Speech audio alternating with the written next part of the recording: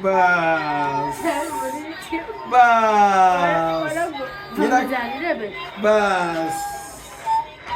nangaha kase none 15 nukuriya mukobwa ahita agaha nyina nkoreraho hirya katagwa gakoraho gusa karahita kagara kegeze ese ni hehe nkozi usuma ni hehe nkozi ntaho iyo gasitaye ku kintu karagaruka gusa tayari basi tayari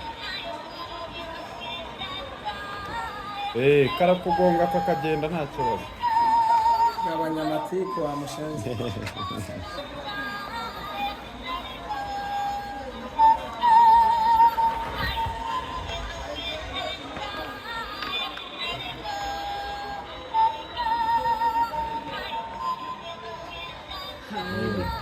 nasanga nosha ugira na revanse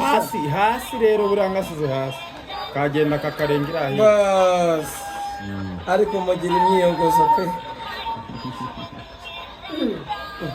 mukobwa ariko ntabwo wari wabibonye gakoraho kagaruka bagahise kagwa mu cyobo iyo kakugonzeho kagiye guhita oya rekera kagiye kwikaraga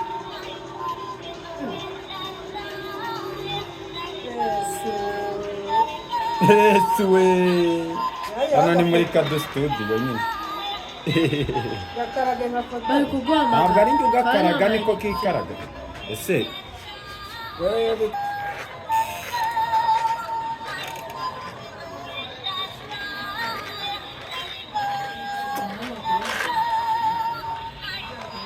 ubwo twagiye ifatiye ubwo twagiye ubagiye hanze agiye kubwira abanyeshuri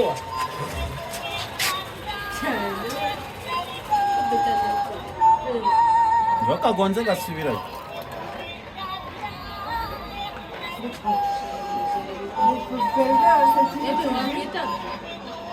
bari kwamagana se n'umuntu ngaze yirebere uno mukobwa ukuntu agenda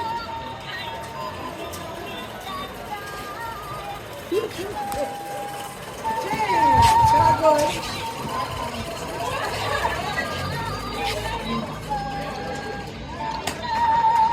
abazungu n'ibyanyu